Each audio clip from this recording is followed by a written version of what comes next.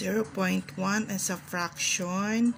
Ganito lang ito mga palalabs. Pwede ito i-share sa inyong mga kapatid na nag-aaral sa grade 1. So, or kaya high school. Ito. Ang sagot niyan is 1/10. Bakit? Iisa yung digit after ng decimal. Diba? After ng decimal point, isa. Tapos, i-remove natin yung decimal point at ilagay ang 10 as denominator. Yun siya.